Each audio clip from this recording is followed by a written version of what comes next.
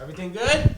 Everything's great. Wilfred Padua, what's up, buddy? What's up, Chad? How's it going, man? You and I, we met at that show in the East Village. What was it, like 4 months ago now, man? And I see you all over the place. So how you been? I'm good, man. Staying busy. Yeah, you just said you're in the process of looking for apartments. So does that mean you're for sure moving? I said I'm a mover as my day job. Oh, okay. Yes. Dude, a lot of comics do that. Yeah, there's a lot in our company. Right, okay. Maybe 40% of the company. Why is that? Because that's just like the day job and it's quick and it's sign up for much. It's not easy money. It's a tough job, but you create your own schedule. It's like you create your own schedule last minute too, because you're just putting in your avails for the week. So really, like, it's very flexible. It's like comedy. Yeah. And then usually it's like a good amount of money for only like 4 hours of work. So it's a tough 4 hours, but it's not a whole day. You're also working out the entire time. You're also working out. If you like put it in that type of mind frame, you don't even really need a gym membership. You're just moving stuff up and down. That's so funny when you said you're moving, you're a mover. I thought you meant that you were like actually moving apartments, but I imagine that you move into apartments with walk-ups like every single day, right? Yeah. My knees are really aching like all the time. I feel like Charles Barkley on his like last season. Has this gotten you more into fitness though, the moving job? No, I'd say I work out way less because I work out so hard at work. Right. So all I do outside of that is stretch. And then push-ups because my chest looks like an 11-year-old. Yeah, the chest would suffer a little bit just from like the moving, but the legs are probably fresh. Legs look good. Got a good set. Oh yeah, legs are. I got some good gams. Nice, dude. So coming in from Bushwick, I used to spend a lot of time in Bushwick. Actually, in my previous life, when I used to work at my dad's company, I was like a property manager out there on Madison Street and Myrtle Wyckoff right over there. So I'm familiar with the Bushwick area. Are you out there a lot also for comedy? Not so much anymore. I've recently, like, since we met, I got passed at a few clubs. Yeah, I know, man. I think that's also why I'm seeing you a lot more, which is great. And then I've just, like, lost touch with the entire Brooklyn scene, which I don't like. I don't like that. First of all, I do love clubs way more. I belong in clubs more than I do at, like, some bar shows with 22-year-olds at it. So there's that. I do like clubs more, but Brooklyn, Bushwick, like, they push you in a different way. And like the other day, I bombed at a gay bar where everyone was like 22, and they had me headline. I did like 20, headline. I'm using quotes, and I bombed. Because every joke that I said, I mean, you've heard me do stand-up. I'm not trying to be woke. I try to I make fun of social issues. Every joke that I said made them think I was like more of a Breitbart guy than ever. And at the end of the set, I get off stage and everyone's leaving and everyone's like averting eye contact with me. And this is in Bushwick or like Williamsburg? This is in Bushwick. This is like 3 blocks from my house. So I have to see all those people like while I get groceries. Oh, hilarious. So I bomb, right? And first of all, every time I bomb and there's only a specific demographic, I hate that entire demographic for like 12 hours. But you also don't feel bad about it. You like kind of know that, oh, this is a specific type of audience that wouldn't even get the privilege of laughing at your jokes. Well, here's where the day after I do these like free writes, and the day after I was free writing about that show. And I realized that I don't have empathy for woke 21-year-olds. And that is why when I go on stage, there's already like this animosity that's in me.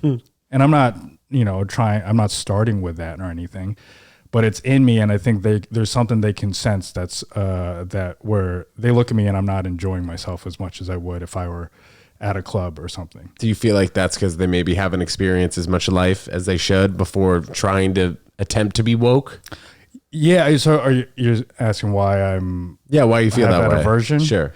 I think it's because, Well, okay, so I've worked in education for like 10 years. Oh, what'd you do? I was like a social worker, like did after school programs, all sorts of stuff. And my view on like politics and first of all, I think these woke kids are right. They have the right answers.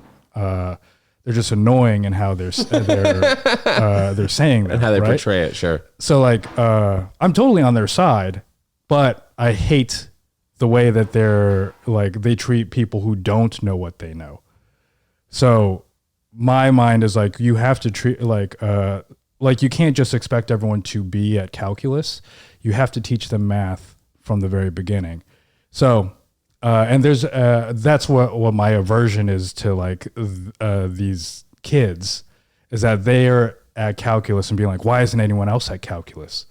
So what I need to do is figure out how to like develop empathy towards the youth as opposed to just being natural. Like, cause I think my initial thing is I go on stage and I go, ugh, like in my heart.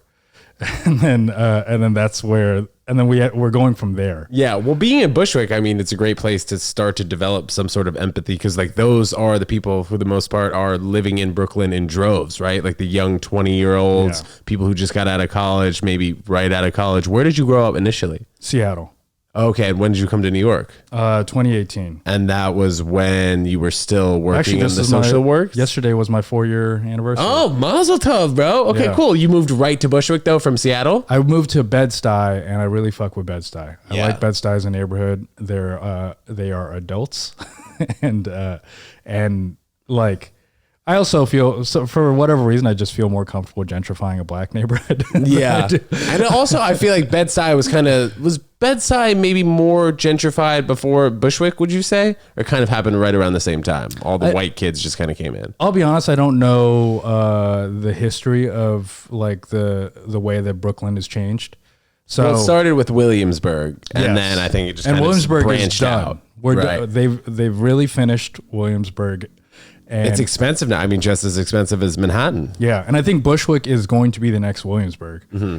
I have an apartment that is rent stabilized. Oh, wow. So lucky. I'm just waiting for these blue-haired kids to get priced out. Their rent's going to go from 2,300 to 4,000 Yeah. overnight.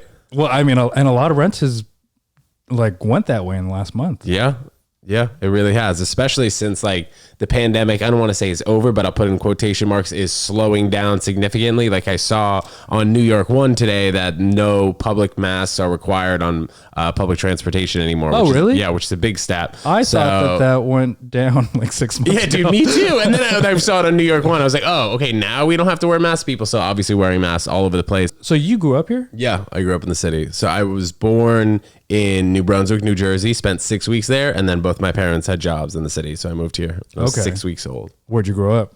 In Greenwich Village. Okay. So right in that area, it's like right across the street from a fire station. It used to be so different back in the day, man. Now it's probably one of the most expensive neighborhoods in New York. That's the thing. Like my idea of New York before I moved here was like all this diversity and different cultures and it was, when I had visited, I was like, oh, this is like the most diverse place. Like I can't afford to travel. Well, did you visit before 2018 before you came over here? Yeah. And you were a social worker when you initially came to New York? When I was a social work, I quit the social work stuff to move to New York. So back then I was like, oh, I want to move to New York because it's the one place where I can live and just experience that diversity. And then now that I live here, there's like maybe 4 different cultures. Just, white people, black people, Chinese, Dominican, Puerto Rican. How do you feel you fit in the mix in the New York scene? Oh, you mean like Comedy and living. I think New York is the place that I will be the happiest. Love that. And Love hearing that. And Seattle, where you were at, was it like raining a lot? I know Seattle has that kind of reputation. Yeah, like yesterday's weather was Seattle for like 9 months. Okay. But that isn't my issue with Seattle. My issue with Seattle is like the lack of diversity. I don't like it when a town or like, a community is progressive without any diversity. You were born and raised there? raised there, born in Dallas, Texas, but we moved to Seattle before I turned 3, so I have no memories. And you went to high school there? Went to high school, went to college there. I moved away for 2 years to get an MFA in Chicago, and then moved back and like took comedy seriously. I saw on your website you said somewhere in Chicago. Do you care to get specific here? Where in Chicago? School of the Art Institute of Chicago, but the reason why I say somewhere in Chicago is because I don't like the school and I don't want them to take any credit for my success. Interesting. What made you not like the school where you were going to? The writing program, it's like diversity issues? No, it's more that like it's a very well-renowned art school. And I think for visual arts and performing arts, the writing program is definitely like not as built out. And when I was there, they were interested in me because I wanted to do like comedy in a general sense. Well, were you a theater major in college? No, I was a writing major. So I was like, I want to do like performative writing in general, but it's obviously going to have a comedic lean because that's where I want to like be in the future. And when I was there, I was just like, I wish that someone had told me to drop out the whole time because I learned very little from being there. The only thing I learned was like, I have work ethic and that's it. Like I can finish a huge piece of writing. But well, were you motivated to finish those pieces of writing, or were you just like proud of yourself for being able to finish something that maybe you weren't so passionate about at that particular time? I wasn't proud of the writing. I just had deadlines that I had to meet. You're like, okay, cool. I have to pass deadlines. I can't leave this school until I have a thesis together, so I have to write all that. And did you pay for the 2 years out of your own pocket? Oh, I mean, I'm still paying for it. Biden, giving us that $10,000 break, pretty helpful. I haven't checked in on that yet, but I'm assuming it'll come my way. Yeah. Yeah. Amazing. So besides coming to New York from Seattle, was there like a comedy bug that brought you here? Or you kind of saw New York as where everyone comes if they were trying to make something in entertainment or theater? Well, I mean, I was in Seattle. There were one of my good friends, Andy Haynes, was living in Andy, cool. LA, and he came to New York for like a few months just because I think he was just like in a weird place, like had gone through a breakup, trying to figure out like, and he was like having issues with his roommate at the time. So he came to New York for like a couple months. He hits me, and the plan was I was going to move to LA and live with Andy. We were going to have like, we were going to be roommates. This is right after you finished school in Chicago? This was beginning of 2018. So I graduated from Chicago, from School of the Art Institute in 2013. So I've been in Seattle for like 5 years. Andy and I have been friends since like 2011. Just like he comes into town, he lets me open for him. Like he took me on the road for a little bit. So he's like, let's move to LA. But then he goes to New York just to like see what life is like. And he's like, I love it here. Wow. That's so, and he's from Seattle as well. He's also from Seattle. Yeah.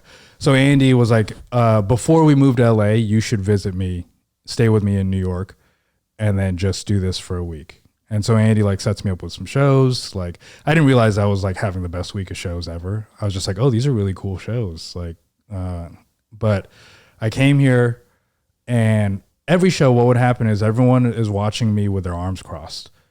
Like, who is this guy?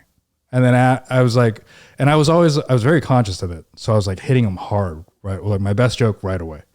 And I could see everyone's arms unfold. Listen up. And afterwards, people were like, I was just hanging out with comics. That doesn't happen in any other comedy scene that I've, well, at least not in LA, where like people hang out and spend time. So after shows, I would like comics would be like, let's go have a drink or whatever.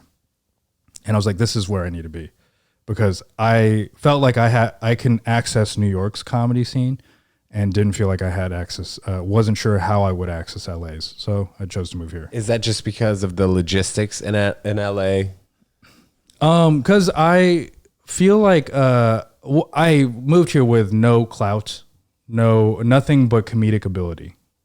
And in New York, I could get on stage more often and I could show people that I know how to do this. And I feel like I'd probably still be like 4 years behind career-wise if I had moved to LA as opposed to New York. In New York, we always talk about here how you can get up on stage.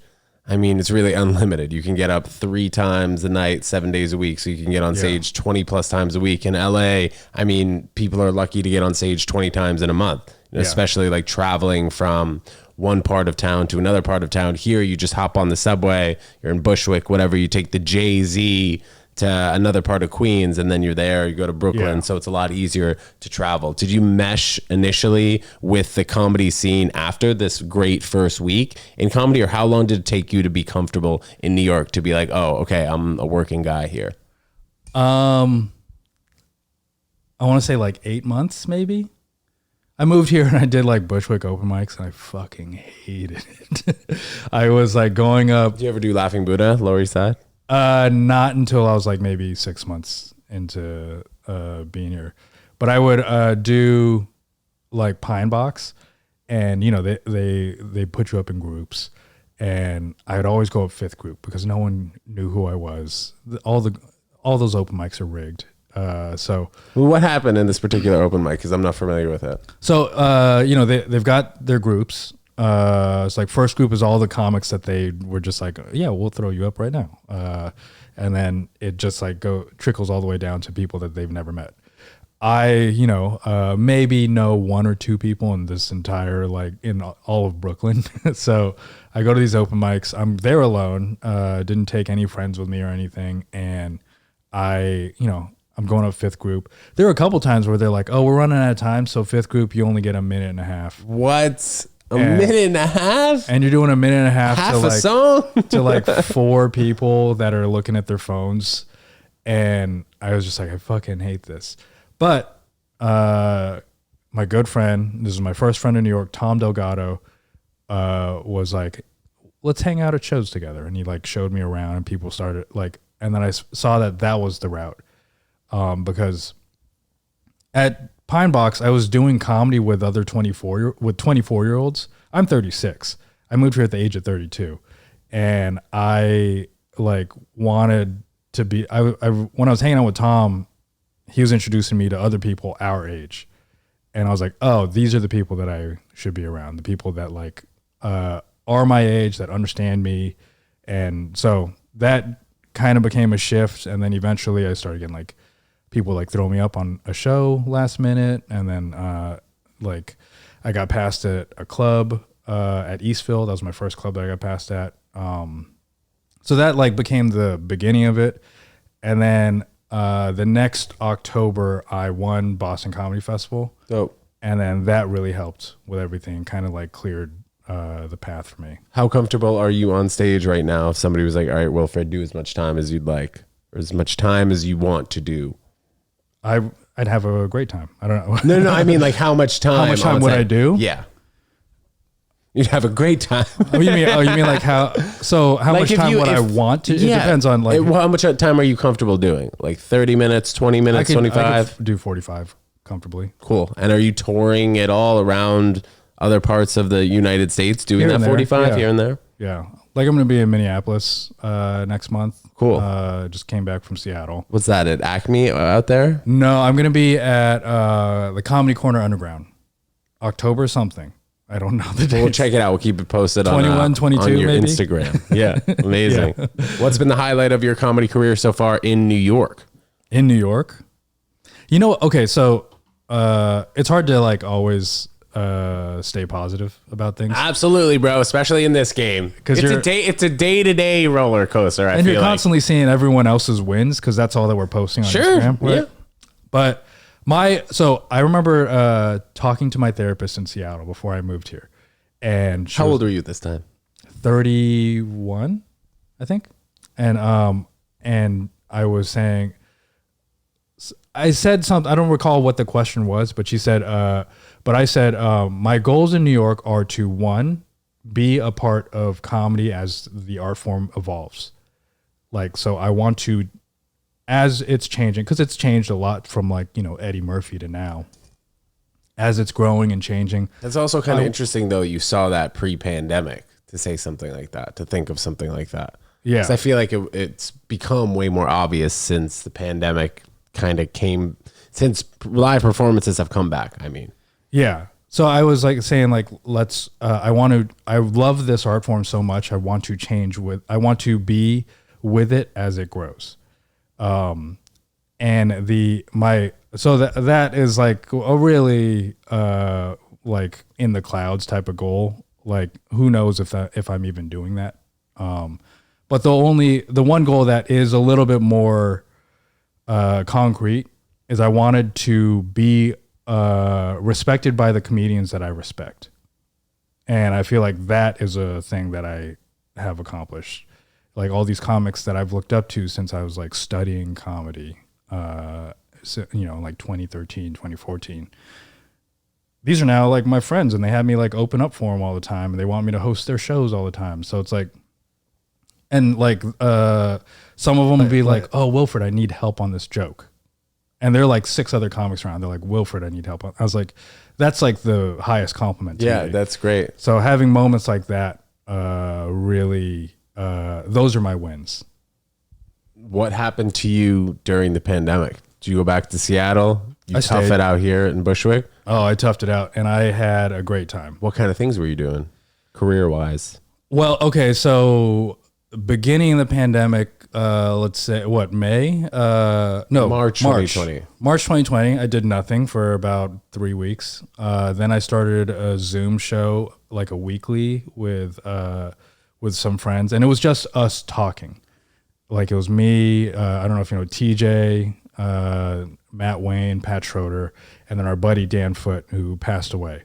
So us 5 were just talking, and then we like had an audience. It was like a live podcast, and we should have turned it into a podcast, but no one had the drive to switch it over.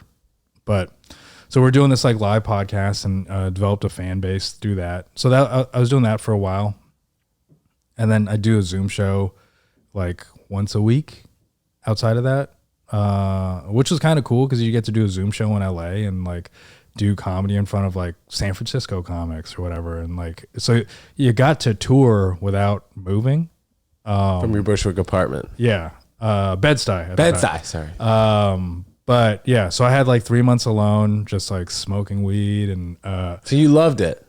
I had a good 3 months. Because I had a month off, and then I realized I gained like 10 pounds in that month. Wow, yeah. And then I got back on the moving trucks because everyone was moving. Everyone was leaving the city. So a lot of work to be had. So there was a lot of work, and so I got on the moving trucks. And so like during the day, I was like doing these moving jobs, and then had no pressure. Like that's actually one of the shitty parts about the job is like you'll have a job, a moving job, and you're only paid by the job. You're not there for a certain amount of hours. You're there until the job is done. Like a particular apartment is moved out. Yeah, moved out, and you've moved in completely into their new apartment. So I'd be stressed about time because I have a spot that night. That's what life used to be like. Right, and you didn't know if it was going to take 3 hours or 5 hours. Yeah. And so I'm like, I need to get home so I could like take a nap after this entire experience, like drink a bunch of water, get some coffee, then go to my spot and be alive for that. And but during the pandemic, no spots. So I was just on a moving truck, like, oh, let's go home whenever the fuck we want to go home. Like, let's take our time. Let's enjoy it. Like I was really enjoying like hanging out with my coworkers and everything. So it was a good time. Nice, man. Craziest moving story. We'll talk a little bit about that day job you're referring to. Let's see. Craziest that I have? Yeah. Or craziest that I've heard? Bro, both. We got time. Okay. I mean, the craziest that I have is not, I guess it's not maybe it's that there was a girl that like was very attracted to me. Just very hot girl. She's like 20. She's 25 at the time. Like followed me on Instagram after the move, and then we had sex for a long time. Like some of the best sex of my life. Just from a move? I don't. We were just like hitting it off. I don't know. How many movers usually go per apartment, though? I guess it's probably different between 2 bedrooms, Depends 1 on bedroom. depends on the size. This of the particular apartment. situation, Like with your, yeah, sure. Here, this would be 2 movers. 2. Yeah. All right. And then like if it's it could be 2 to 3, 2 to 6. What about when you met this girl? It was 2 of you. There's 3 of us. And so that's probably my personal, but it's like not that crazy. Well, you like made a lifelong friend. Hopefully, hopefully all went well there. Here's the craziest story that like first thing that popped up was my buddy moved this couple. No, he moved this woman who was going through a divorce and Out of her husband's apartment. House. And so they're breaking up. And there's apparently a restraining order that was filed. And oh wait, I have another crazier story. There's a restraining order that was filed, and so they had cops present the whole time. And my buddy was like, it was so tense because the guy was just had like hovering over us, making sure that we weren't picking up any of his stuff. And so that's one story. This is another story. This is the craziest. I think that. Of all of the stories, my friends are moving this girl out of this apartment, but she's not at the original apartment. She's only at the new one. The new one. So they go to the original apartment. Her roommate is there. It's really tense. It's really weird. Yeah, I'm sure you see a lot of roommate spats like that. Anyway, keep going. There's a dog there. Like, it's just a weird situation. They move over to the next apartment. Also weird. Both of the roommates do? No. One roommate. So this one girl is moving out of this apartment. They go over to the next apartment. Also weird. Don't really understand what's going on. Like, it's just a strange vibe. And then my buddy Googles the girl that moved out. And apparently she was arrested and for having sex with her previous roommate's dog. She got caught on like a nanny cam or some shit like that. And having sex with her roommate's dog? Yeah. No. Yeah, dude. And she didn't go to jail? She was just like swiftly moving out and it was all good? I think she got arrested or something. I don't know. I don't know all the legal... having sex with the dog? Yeah. So she inserted the dog's wiener into her. I didn't see the video. They didn't have a clip? Yeah. New York Post clip below. That is why. How old were they? I think they were in her... She was like 24. She was like a cute Asian girl. She could have been your type otherwise. Yeah. She's like a cute Asian girl. It's like, and then having sex with a dog when she could have gotten laid by any dude in Brooklyn. Yeah, dude. Especially one of the movers, maybe. Yeah. Oh my gosh. That is a nuts story. Yeah. And I'm sure do you remember her name? Obviously, you don't have to say it here on the podcast. I'm just curious. I personally, because I never looked her up. Oh, your boy looked her up. This was my buddy's move. So I heard this story. Okay. Maybe like 8 months She was moving out because she had sex with her roommate's dog. Yes. That is insane, man. New York, you hear crazy stories. Anything nuts going on in Bushwick these days? Sometimes there's some shenaniganery going on over there late at night. I don't watch local news. I don't have here because I like New York. And I don't want to not like New York. Yeah, sure. So I don't watch local news. Okay. I don't have like the Citizen app on my phone. Dude, fuck that app. I don't want to just I also don't want to look at New York through a lens of crime. Because that's what New York One is. That's what the Citizen app is. So I just want to enjoy myself. I'll get mugged. Who cares? I'll get mugged. But it's not like the Citizen app is going to like keep me safe. Like whatever, like the knowledge of or the holding that fear is not going to help me. So I'm just like, I don't know what's happening in Bushwick. I just know that there are bar shows and they're not that fun. You see yourself being in New York the rest of your life? I ideally would, but it's hard to be in New York and not be rich. So I need to be a lot wealthier if I want to be here for the rest of my life. Is your family all in Washington, They're all in Seattle? Seattle, yeah. The Seattle suburbs. Your immediate family or like your cousins Immediate as well? family, cousins, all of my family members that are in the United States are in Seattle. You moved here specifically for comedy, though. Yeah. But I also love the people that I have here more than I love anyone that I've had before. Is that through comedy, though? Through comedy, because I think like New York is a place, it's a lot of transplants, a lot of people that left everything that they loved before to follow this dream. And those are my people. Why do you think that's different than LA, though? Couldn't you kind of say the same thing about LA? You could. I think there's just more like It feels more authentic and genuine here, man. Perhaps. I can maybe say that. I think so. I don't want to like dog LA in that way. Right, but I think when you talk about like comics and people hanging out, people congregating, getting together, you really do see that in the New York scene. You know, you see it at the comedy clubs in Gramercy Park, Union Square, Upper West Side, wherever. You see like comics congregate. And even if you're not on a show that specific night, people still show up and hang out. Yeah. And I think because people hang out so much, you get to see through facades very quickly. And plus, like, comics are very in tune. Like, they can, they smell bullshit pretty quickly.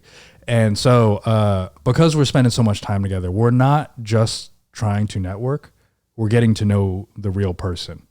So in that sense, like if we saw each other way less, then yeah, we could just like talk comedy business and, you know, talk about wins that we're having. But because we're spending a real amount of time together, we're getting to know each other.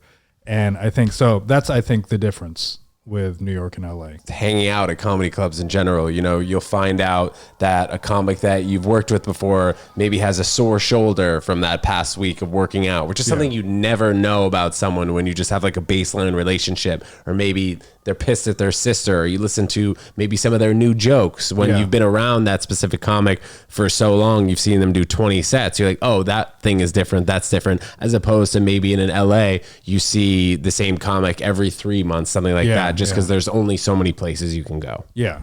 And there's the same amount of comics. It's still thousands of comedians, just way less spots. So how much time did you spend in LA when you were there? So LA, I visited like maybe 6 times, I think. And I would just go for a week every time. I'm going next Thursday to LA, so I'm bouncing around trying to find a few more spots, but I'll be out there vlogging and doing the podcast stuff. And I like LA for, like you said, those kind of crunch periods of a week or so. Yeah. Minnesota coming up shortly. Besides Minnesota, do you have any other things you're looking forward to this fall? Now that summer's over, what the shit? Oh, I can't believe it's almost over. Yeah. So I'm trying to make a big pivot in the career in terms of like not working on the moving trucks anymore. So I'm working on I'm just writing and trying to get like there's no money in comedy. That's the truth about this. You have to do this for the love of the game, or you should just like figure out how to get out of it. And so I'm going to stick with comedy, but with the knowledge that there's no money in this, I have to figure out how to pivot a little bit. So I'm trying to like get better at writing for TV, like submitting packets and all that stuff. So yeah. You mentioned free write. I remember in English class in high school, and then also sophomore and junior year, I was a journalism major, so we did kind of a lot of the free write. And I remember I used to not like to do it. What makes you kind of free write on a daily basis where you're comfortable just putting your thoughts on paper? I bought that book, The Artist's Way, and then I read like the first 6 pages, and then I haven't opened it again. The Artist's Way was just like put everything on paper. So The Artist's Way was one of the main activities that that book promotes, and that artist, I forget what her name is morning pages. So every day you write 3 pages, handwritten. All you're doing is putting words on the page. No agenda at all. And so I do this because I think I get a lot of like potential premises out of this. I think there's also, it helps me organize my thoughts, my day. Like I always write a to-do list in the free write. It's like, oh, I should do this, you know. And then that meanders into some other thought. And there's like just the fact that like I've noticed that I don't I live alone now. And you live alone, right? There's nobody in here, right? Just you, bro. So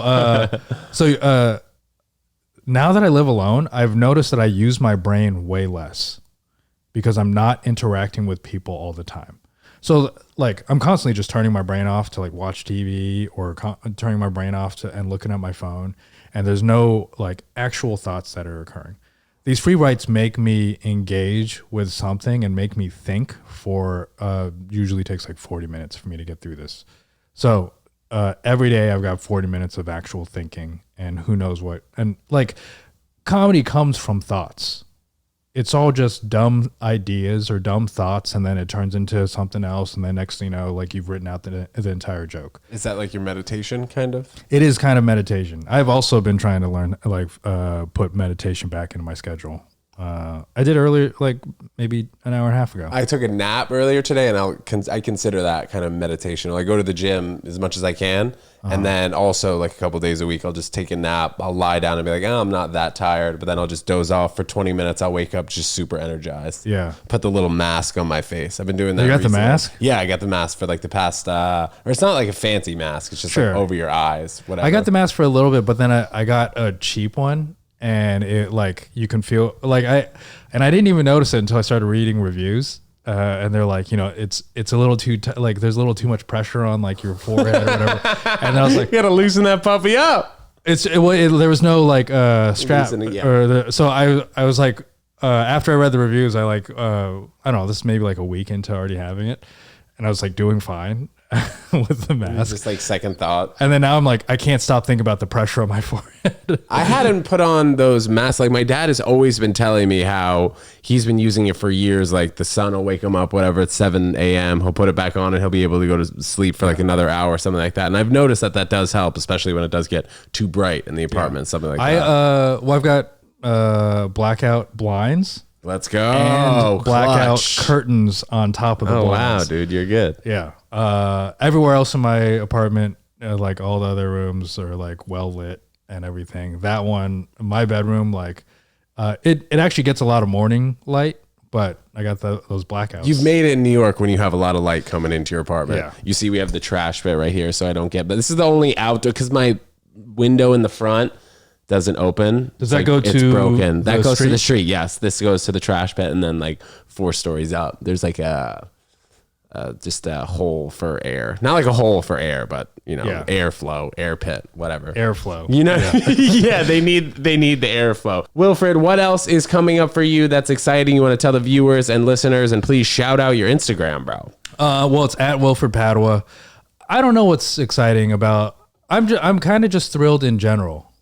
Like I just started taking antidepressants. Now let's go. I'm like feeling motivated more than ever. Like I feel like I'm accomplishing more, and so I'm more excited about like my potential artistically than I am about like whatever the fuck shows I've got coming up. Since I met you, you seem like you've grown a lot, which is great. Yeah, I'm like 3 inches taller. Amazing, dude. Wilfred Padua on the freaking podcast. Guys, thanks so much for tuning in. Rate, comment, subscribe, and we'll see you next time. Peace. Bye-bye.